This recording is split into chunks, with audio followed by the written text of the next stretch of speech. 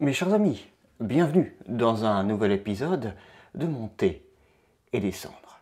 Aujourd'hui, je voulais partager avec vous, bien entendu, je voulais pas me garder ça pour moi tout seul, un tabac exceptionnel. Pour que vous mesuriez à quel point ce produit est un trésor, il se pourrait que je risque ma vie en diffusant cette vidéo. Aujourd'hui, nous allons découvrir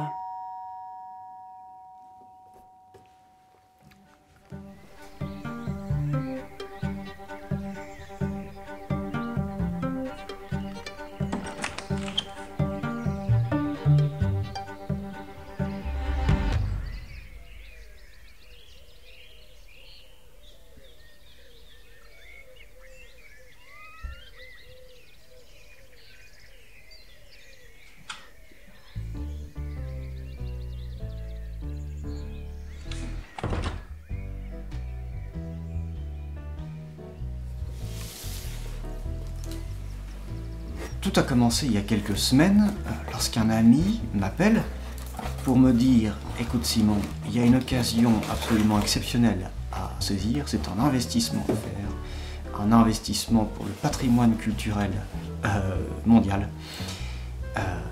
Bruno Nutens, qui est l'un des derniers pipiers, fabricant de pipes artisanales français, propose une collaboration avec l'association de sauvegarde du patrimoine industriel de l'ancienne usine ROP, de récupérer de vieilles bruyères qui ont été séchées assez longtemps, de les travailler, de les transformer de nouveau, de leur redonner une vie, de les transformer en pipe, et cela uniquement au profit de l'association dont je viens de mentionner le nom. Bruno Nutens ne tire aucun bénéfice de cette charité, tout simplement. Donc ROP était anciennement une des principales usines de fabrication de pipes à Saint-Claude, de pipes semi-industrielles. J'ai moi-même une vieille ROP qui est une de mes premières pipes, mais aussi l'une de mes pipes préférées. Je précise que, donc évidemment, Bruno Nutens propose un nombre limité de pipes, qui, à l'heure où vous regardez la vidéo, ont déjà disparu sûrement dans la nature, mais des pipes aussi à un prix relativement attractif. Chaque homme, en plus de fabriquer des pipes, joue un rôle éthique dans la communauté des fumeurs de pipes, et donc tente, à travers cette association, de sauvegarder, comme son nom l'indique, le maximum de patrimoine culturel. C'est marqué industriel, mais on parle de machines, on parle d'usines, on parle aussi de toute une période de l'histoire de la pipe française. Donc chaque homme essaie de préserver ce trésor culturel. On va voir un petit peu à quoi ressemble cette pipe.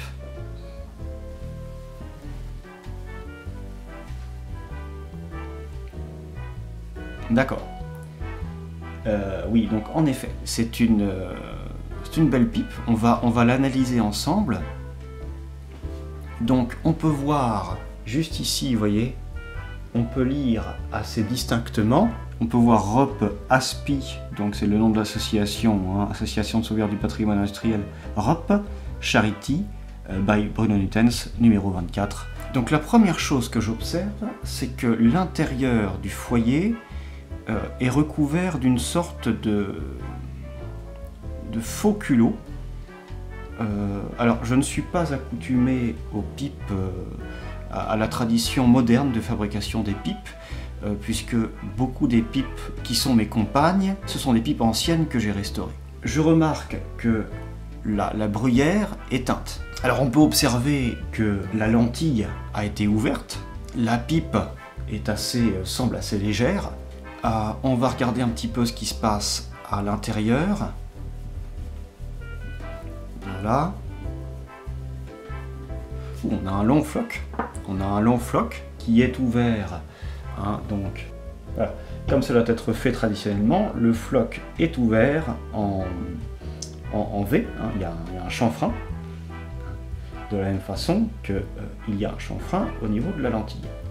Donc ça, ce sont des choses qui sont à faire Celui-ci, au niveau de la lentille, est à faire de façon à ce que la fumée, une fois qu'elle arrive dans la bouche, eh bien, se répartisse un petit peu partout, s'éparpille dans la bouche, qu'elle soit plus éparse, et donc qu'elle soit moins violente, plus subtile, qu'on ait davantage accès aux saveurs, mais aussi, au niveau du floc, on va avoir un chanfrein, eh bien, tout simplement pour éviter la condensation. Ça va faire partie des outils qui vont permettre d'éviter la condensation dans la pipe. Un perçage bien droit d'un bout à l'autre de la pipe va aider également, évidemment. On peut voir aussi au niveau de notre mortaise, donc Dieu merci, il n'y a pas de filtre au niveau du floc. Peut-être que vous voyez un petit peu, hein, avec un peu de chance. Bon. Toujours est-il que nous avons un perçage, alors on va vérifier ça tout de suite. Hein. Non, ça m'étonnerait. Donc là, j'ai un forêt de 4. Ah, ça a du mal à rentrer, on sent que ça pourrait presque rentrer. Hein. On sent que ça pourrait presque rentrer. Quoique, et il rentre, tout doucement. Il rentre. Donc on a un perçage en 4 mm, ce qui me semble être le strict nécessaire pour avoir une circulation de l'air intéressante et un bourrage plus aisé de la pipe. Enfin, en règle générale, se faciliter la vie. Donc peut-être que on a quand même une petite résistance. Hein. Je sens que c'est pas tout à fait du 4 mm. Je pense que ça a été percé en 3,5, ce qui est un petit peu juste. Comme je viens de le dire, 4 mm, à mon avis, c'est le minimum. Hein. Acceptable. Pardonnez-moi.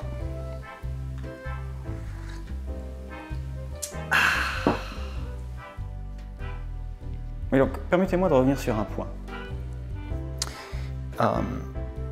Comme je le disais, perçage minimum de 4 mm. Pourquoi? Parce qu'on va à la fois avoir un meilleur tirage, on va avoir moins de condensation, on va avoir un bourrage plus aisé, parce que on ne va pas avoir besoin d'être aussi précis dans son bourrage, quelle que soit la coupe de tabac qu'on met dans le bol.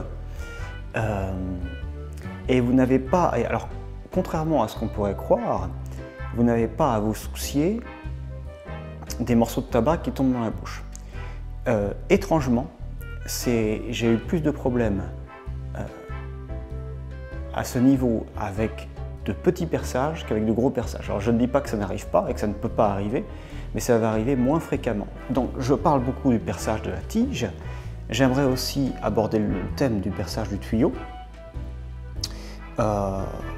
Comme c'est le cas sur cette pipe en maïs, là, donc c'est cette fameuse fabrique de pipes au Missouri qui fait des pipes en maïs qui sont extrêmement abordables et ma foi, moi j'ai été surpris avec quel plaisir et quelle aisance elle se fume. Alors le maïs n'a pas une très bonne résistance à la chaleur et n'accompagne pas bien le tabac en ce qui concerne l'aspect purement gustatif. Donc ça va être moins bien que la bruyère. J'allais dire un petit peu moins bien, non, c'est moins bien que la bruyère. En revanche, ce qui est intéressant sur ces pipes, c'est le perçage. On a un perçage qui est diamétralement très épais, et même au niveau du tuyau. C'est-à-dire que là, on parle au moins de 6-7 mm de perçage. Donc c'est une chose qu'on voit très rarement sur des pipes, j'ai envie de dire presque jamais, sur des pipes traditionnelles. Et étrangement, le fumage est un réel plaisir. Lorsqu'on expérimente ce genre de perçage, c'est comme revivre, on découvre un nouveau monde. Cette pipe, c'est une pipe de bonne facture. Bruno dit qu'elle passe le test de la chenillette. Je veux bien le croire, on peut tester dès à présent. Hein. On peut tester dès à présent, de toute façon. Donc là, hop. On va prendre une chenillette, celle-ci n'est pas de toute jeunesse, je viens de l'utiliser pour nettoyer une pipe mais qui n'était pas très sale. Donc là en effet, vous pouvez voir que on a la chenillette qui apparaît donc de l'autre côté de la pipe, hein, et puis aucun problème. Pour que cette pipe soit à mon goût, je vais curer ce culot, ce faux culot. On va passer la pipe à la laine de verre ou quelque chose comme ça, un matériau très fin pour enlever la teinture du bois, et je pense que je vais la percer en 4 mm. Voilà, et donc avant même de la fumer, hein, avant même de la fumer. Le tuyau, je le vois et je le sens, est en acrylique, donc c'est du plastique, hein,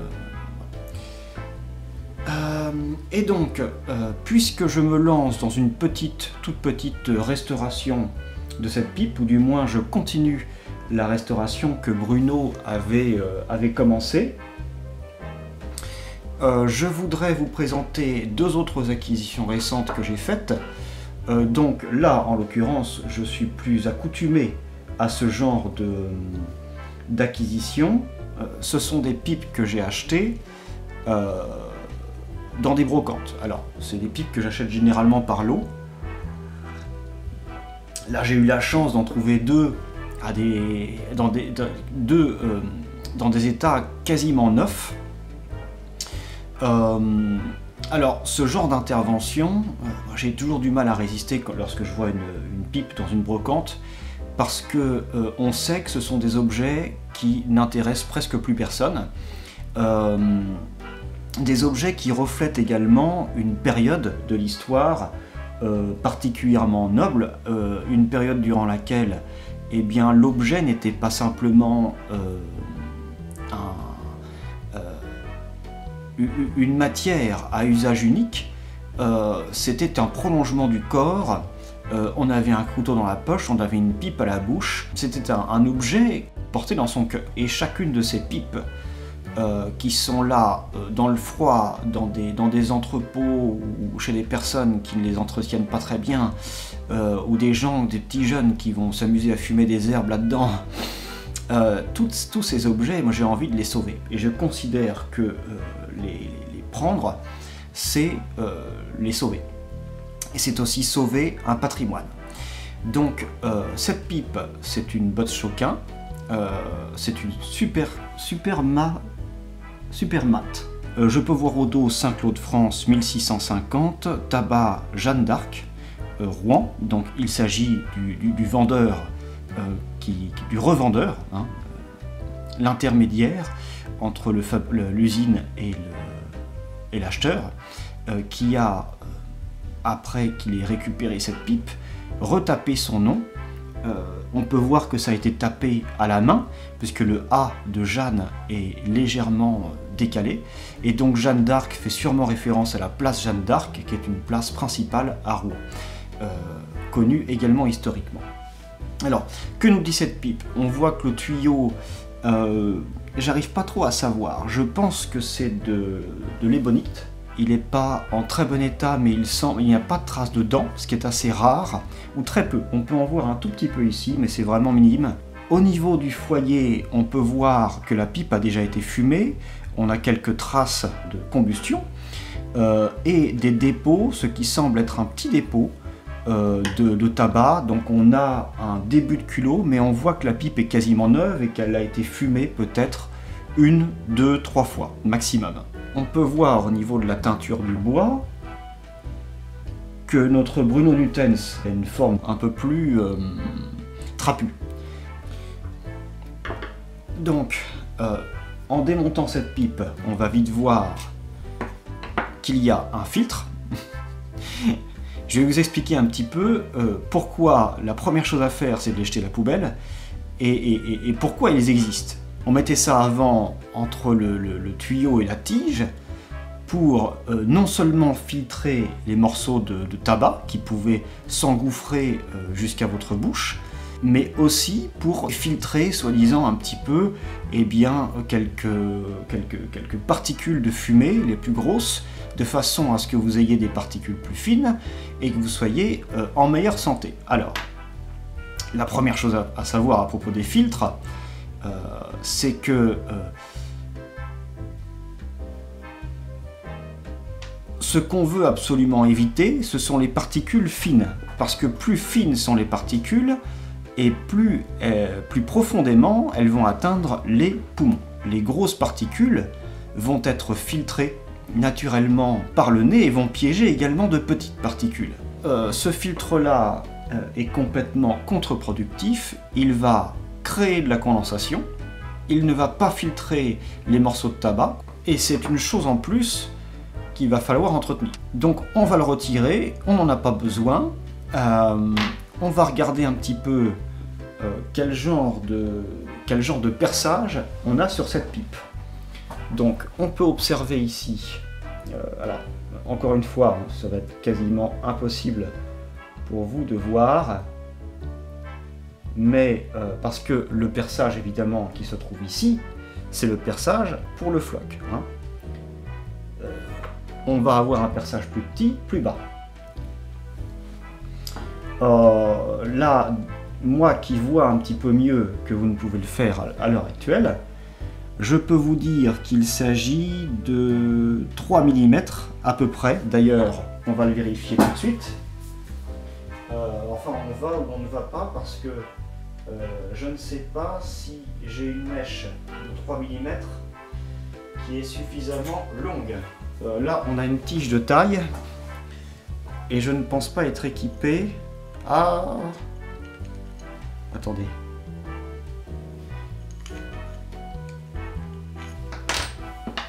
Qu'est-ce que c'est que ça?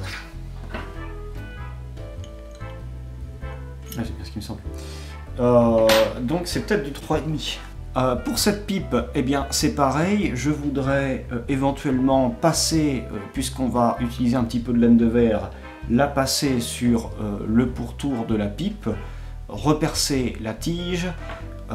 Là, pour le coup, hein, évidemment, Bottchoquin, donc fabricant industriel, qui n'a pas ouvert la lentille, hein, pas plus que le floc.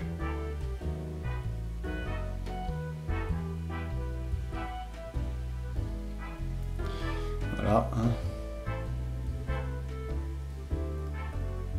Voyez-vous?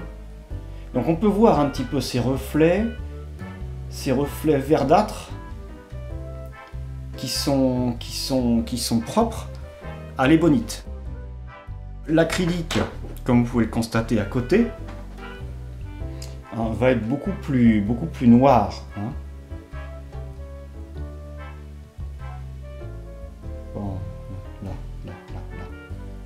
Voilà, là ça paraît évident. Hein. Voilà.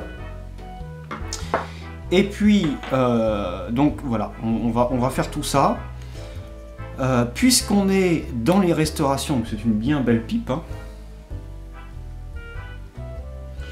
elle aussi assez légère, Bottchoquin a fait un beau travail. On a une... Tiens, j'ai oublié d'en parler de ça. On a une belle bruyère, mais on peut voir de temps à autre également des imperfections. On en a une petite juste là, vous voyez. On en a une petite juste là. On va en avoir... on a une tache ici. On a une tache ici dont il va falloir se débarrasser. Mais on peut voir ici encore... C'était où? Là. Là, on peut voir encore une imperfection. Et puisqu'on va être un petit peu dans les restaurations, j'ai pu sauver la vie d'une troisième pipe. Donc celle-ci est également une Bottchoquin. On peut voir un petit peu, je vais vous montrer quelques plans de près. Hein. C'est une pipe qui a un peu plus été fumée. On peut lire sur celle-ci Bottchoquin Sweet, ce qui pourrait confirmer l'hypothèse que le Supermate est un mot, est un nom anglais pour cette pipe, très étrange. Elle a été un petit peu plus fumée, peut-être un petit peu moins élégamment. avec un peu moins d'attention. On peut voir ici qu'il y a une partie donc du rebord du foyer qui a été un petit peu plus arrondi que le reste. Est-ce que ça a été tapé? Est-ce que ça a été gratté? Je ne sais pas trop.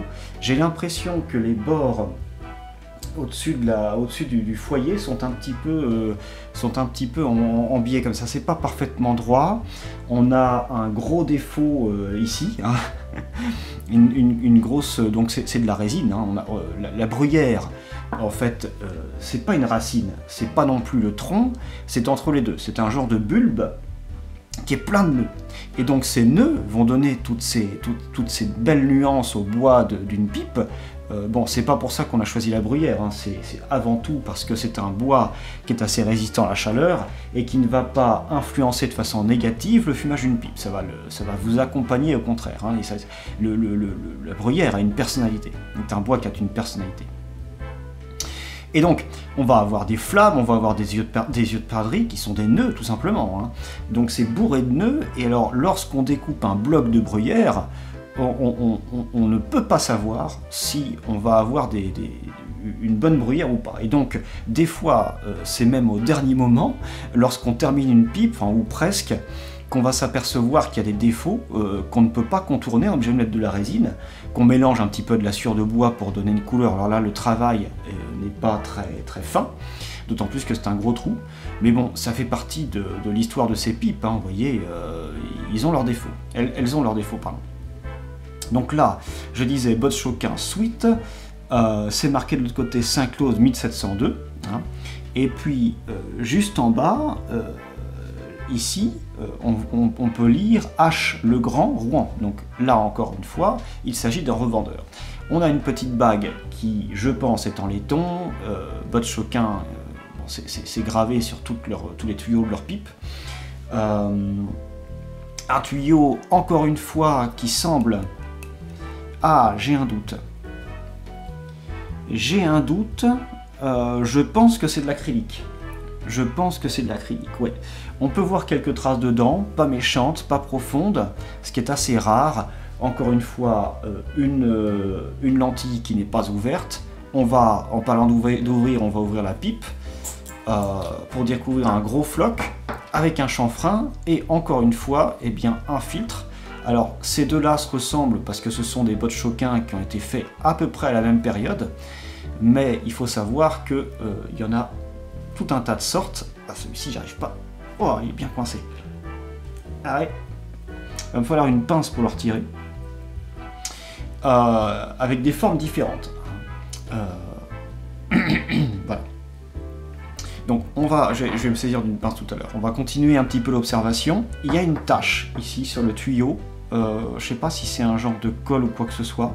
Donc, quand il s'agit des tuyaux, c'est un petit peu plus délicat parce que si on les gratte avec quelque chose, avec une matière abrasive, il va falloir les repolir derrière. De toute façon, c'est une chose que je pense je vais devoir faire parce que le laiton n'est pas en très bon état. On peut voir qu'il a un petit peu verdi, donc on a encore un petit chanfrein, voilà. Le perçage, eh ben, je pense que c'est du...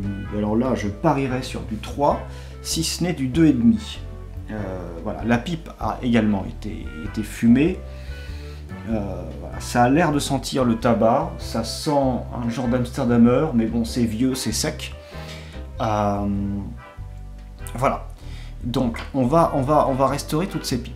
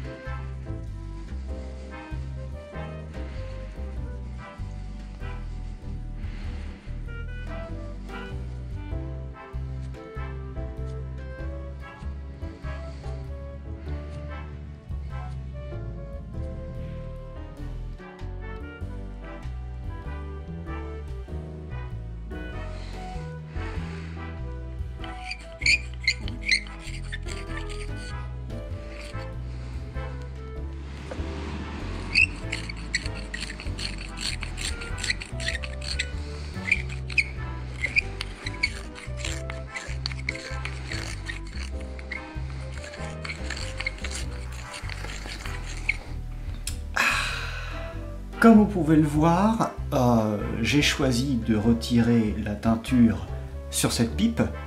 Pourquoi? Eh bien, tout simplement parce que je ne comprends pas pour quelle raison on aurait envie de teindre une pipe. Je pense que l'un des grands intérêts, c'est justement que le bois est très joli et que j'ai envie de le voir, ce bois. J'ai envie de le voir bien clair comme ça quand la pipe est neuve et se foncer au fur et à mesure du temps. On peut le voir sur mes vieilles pipes. Voyez-vous un petit peu cette tome pouce là, hein. On peut voir cette botte Choquin Balzac là, justement, on est un petit peu dans le thème. Bon ben celle-ci, si vous voulez, elle était rouge aussi. On peut voir que j'ai pas réussi à avoir tout le rouge sur celle-ci et j'ai pas réussi non plus sur celle-là. Elles avaient à peu près la même couleur, enfin celle-ci avait à peu près cette nuance-là il y a plusieurs années. Au fur et à mesure qu'on fume les pipes, voyez-vous, elles se foncent. Regardez un petit peu ces belles nuances-là. Hein, on peut voir que au fur et à mesure des années, une pipe vit en fait. Hein. Et c'est ce qui va se passer. C'est ce qui va se passer avec ces pipes-là. Et c'est la raison pour laquelle je ne les teins pas. Autre chose, la teinture est une sorte de maquillage.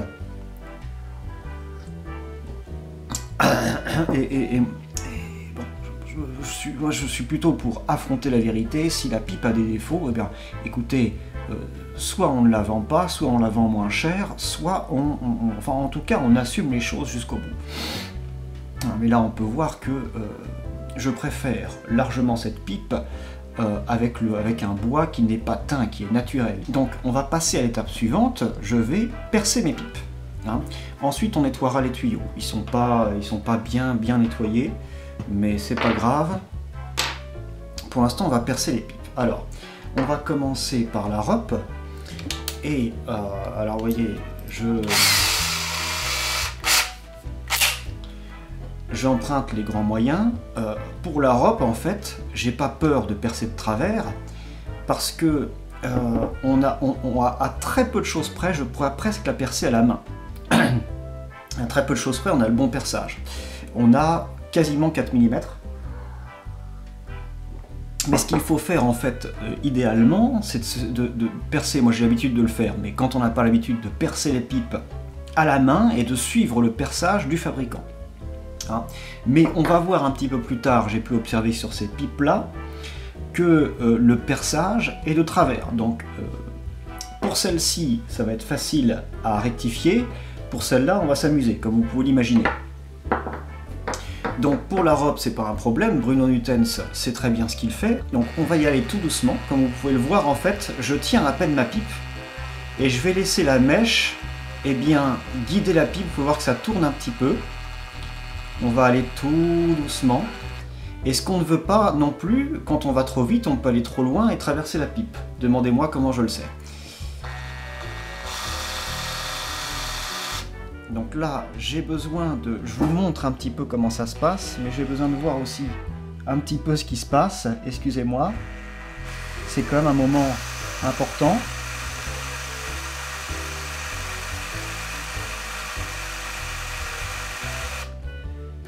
Voilà.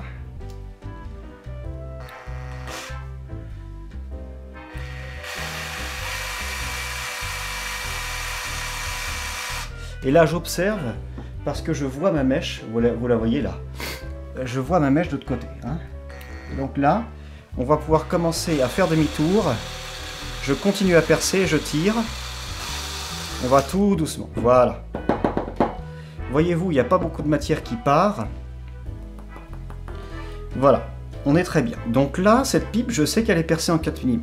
On en a terminé avec celle-ci, parce que je sais que le tuyau, d'ailleurs, on peut retenter un test de la chenillette. Hein. Là, ma chenillette, elle atteint le bout, hop, sans aucun problème. Donc, on va passer, en l'occurrence, à celle-ci. Celle-ci, qui est percée, je pense, en 3 mm, est complètement de travers. Donc là, cette fois, je ne vais plus maintenir. Alors, je vais avoir besoin de... Vous n'allez peut-être pas, vous, bien voir, mais moi, j'ai besoin de bien voir.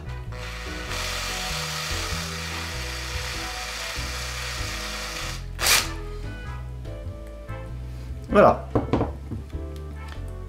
C'est maintenant chose faite. Oh oui, on a un beau perçage. D'accord, très bien. Très bien. Il va falloir que je vois que j'ai encore quelques petites taches ici. Il va falloir que je règle ça. C'est un problème superficiel. Voilà. Donc pour ce qui est du tuyau, je veux lui redonner un petit peu d'éclat. Donc ce que je vais faire, je ne vais pas filmer trop le processus.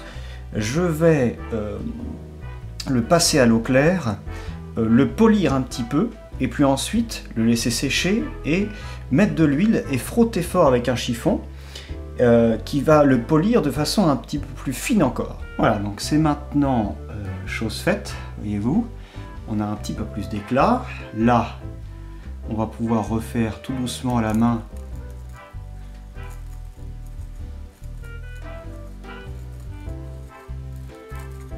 notre chanfrein, hein. Voilà, c'est chose faite. Et pour finir, donc là,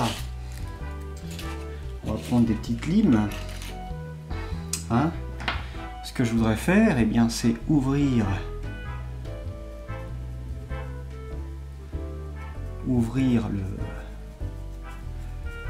la lentille. Et donc ça, c'est une chose qui n'est pas du tout difficile, hein, que vous pouvez faire à la maison. Je vous conseille des petites limes comme celle-ci. Vous avez des kits avec du diamant, donc c'est du diamant synthétique, hein, bien évidemment, parce que ce sont des limes qui, je trouve, sont à la fois abrasives et qui laissent pas trop de traces de rayures, si vous voulez. Alors je suis en train de voir aussi, il faut que je me méfie, je suis en train de voir aussi que c'était percé complètement de travers. Bon, pipe industrielle, hein, Bob Choquin, voilà, c'est pas surprenant, mais c'est une chose qu'on peut corriger, qu'on a l'opportunité de corriger. Et donc on peut noter ici l'importance qu'il y a de faire appel à un artisan qui connaît son travail, parce que il y a une relation intime entre la rapidité et la qualité. L'industrie, par définition, pousse à produire plus vite, en plus grande quantité, et donc faire un sacrifice sur la qualité. L'avantage d'un artisan, c'est que, en dépit du fait que vous payez un petit peu plus cher, eh bien vous allez avoir un suivi de chaque étape de fabrication qui est beaucoup plus important, et un savoir-faire, espérons-le, manuel, le plus possible, en tout cas, durant chaque étape de fabrication. Voilà, et donc, contrairement à ce qu'on pourrait croire, je voulais revenir sur le perçage. Contrairement à ce qu'on pourrait croire, plus le perçage est gros, et moins vous allez avoir de problèmes de tirage en règle générale, hein. On va redonner un petit coup de neuf au tuyau. Ah!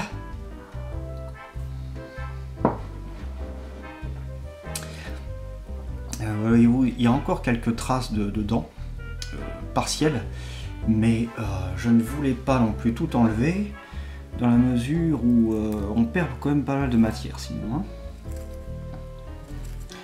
Petit chanfrein, voilà, ça reste sobre, et puis, eh bien, même bataille. Donc là, encore une fois, je vois qu'il est percé de travers. Bob Choquin s'en tient à sa réputation. Enfin, non, encore une fois, il n'y a pas de...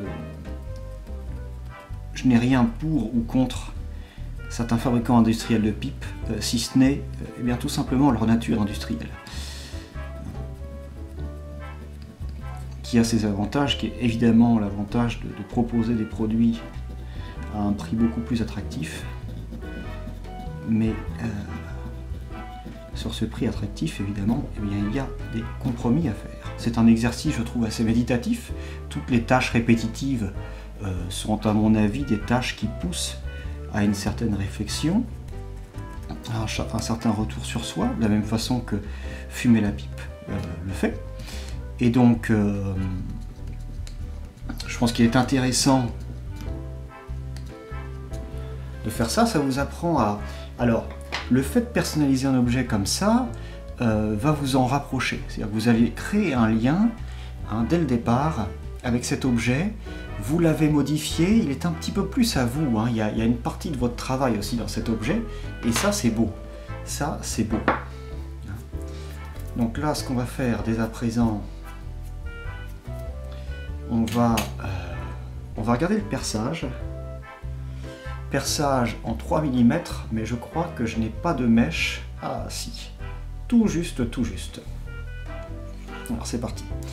C'est parti, c'est parti. Alors là, je vais me laisser guider. Alors j'ai la chance d'avoir beaucoup de perçage en 3 mm. Il faut savoir que des pipes anciennes étaient percées encore plus fin que ça. Anciennes et bon. Pour moi, c'est un manque de connaissances que de vouloir que de percer les pipes. Excusez-moi, j'essaie de me concentrer parce qu'elle est vraiment belle cette pipe. On va pas la rater. Et là,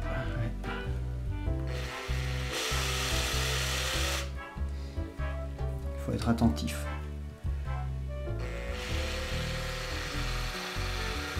Vous voyez, j'essaye de faire en sorte que ma mèche garde une position centrale là-bas, parce que là on a un perçage quand même qui n'a pas été très bien exécuté.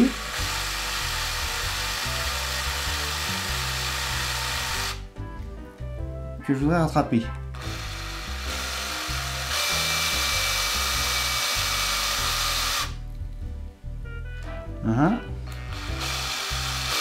Et comme je vois qu'il part un petit peu par là, j'essaie d'exagérer, de le faire partir de l'autre côté, ici, de façon à le recentrer, voyez-vous.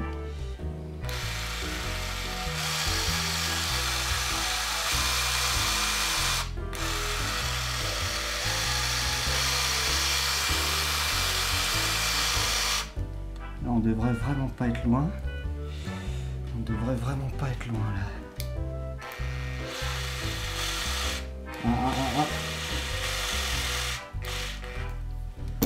Je vois quelque chose.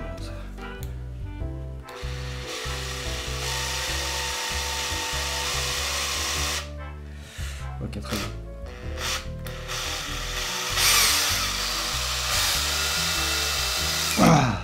Wow. Eh ben, c'était intense. C'était intense. Alors, je vais faire un petit peu de ménage et de rangement. Donc ma chenillette, qui est assez fine, a du mal à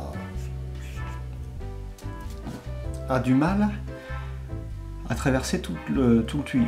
Donc je ne pense pas pouvoir exécuter le test de la chenillette, malheureusement. Malheureusement, ou alors il faudrait que j'insiste. Alors, on peut toujours s'amuser à le faire. Il faudrait que j'insiste un petit peu, vous voyez. Quand c'est comme ça, alors ça m'arrive. J'ai des pipes, d'ailleurs, mon autre Basse-Choquin est comme ça. Le perçage du tuyau est très fin. Et le problème du perçage du tuyau, c'est que c'est quasiment... alors, il faut un matériel particulier pour le repercer, parce que son perçage n'est pas le même sur toute sa longueur. Il est plus diamétralement épais ici qu'ici. Et donc, il y a toute une technique pour raccorder les deux épaisseurs de perçage à peu près en son centre. Donc on va tenir, voyez-vous, la chenillette ou le nettoie-pipe à ce niveau, de façon à ce que ça ne plie pas. Parce que si elle plie, cette chenillette, eh bien je vais avoir beaucoup moins de force pour appuyer. Donc j'ai pas de doute sur le fait que ma chenillette va atteindre le fond de la pipe. C'est plutôt un doute d'avoir la force de l'y conduire. Voilà. Donc on y est, voyez-vous. Je ne sais pas si vous allez voir, la chenillette est arrivée jusqu'au bout. Et voilà. Alors, le problème, toujours pareil. Hein. Ce sont des pipes. Donc j'ai fait une première grossière restauration. Savoir que je vais pas m'arrêter là. Hein. Je vais pas m'arrêter là. Je veux que ces pipes soient impeccables. Bon, voilà. Très bien. Bah, écoutez, c'est une bonne chose. J'ai jamais voulu m'acheter de pipe avec une longue tige comme ça parce que je me suis toujours dit c'est plus difficile d'entretien. D'ailleurs, j'en oubliais où j'en étais. On va faire le test de la chenillette sur celle-ci également. Hein. Alors là, vous voyez, j'ai commencé à plier le petit morceau d'acier là et j'arrive plus à faire passer. Oh là. Ah non, non, non, non, j'ai rien dit, c'est pas ça. C'est le nettoie-pipe qui ne passe pas le perçage. Alors je sais pas si... Est-ce que les bottes Choquin ont un perçage fin ou pas? Mais toutes les bottes Choquin que j'ai eues avaient des problèmes de passage de la chenillette, non pas au niveau de la tige, mais au niveau du tuyau. Au niveau du tuyau, un diamètre de perçage tellement fin, ce qui n'a aucun intérêt, que le tuyau, la chenillette ne passe pas. Non, ça passe pas. Donc il va falloir que j'agrandisse ça encore. Mais bon voilà, enfin on a des belles pipes là, voyez-vous. Hein, voilà, qui n'attendent que du bon tabac pour être fumées. Voilà, regardez ces belles teintes. Voilà. Et avec le temps, elles vont grandir, elles vont se colorer, elles vont s'assombrir, elles vont gagner un petit peu, elles vont se patiner. Voilà, donc pour revenir à ma robe, j'oubliais de vous dire que dans le paquet, on peut trouver aussi, j'ai trouvé que c'était une touche assez amusante. On peut trouver, eh bien, une petite étiquette comme ça, ROP, hein, qui semble être d'origine, en fait, Bruno a réussi à avoir les logos originaux ROP, qui lui ont été fournis par Chacom, et puis évidemment une carte de visite, hein. Voilà, pour un petit mot, pour, je le rappelle, sa 24e pipe de la série. Voilà. Il faut savoir que il y a de plus en plus de pipiers en France, de moins en moins de fumeurs de pipe. C'est la raison pour laquelle nous avons perdu notre cher et tendre David Henriquet. Donc la compétition est de plus en plus rude. Le marché pour un pipier doit presque inévitablement être mondial. On ne peut pas se contenter de vendre des pipes en France. Et donc oui, lors de cet épisode, j'aimerais saluer les pipiers, et particulièrement ceux, parce que beaucoup d'entre eux sont autodidactes. Certains d'entre eux sont des bricoleurs qui se débrouillent bien. J'aimerais saluer particulièrement les pipiers qui ont su tirer de l'expérience des anciens et de personnes référentes dans le milieu. Je vous remercie de m'avoir accompagné durant cet épisode, et n'oubliez pas, Happy Mama, Happy Kassa, Cigar Papa.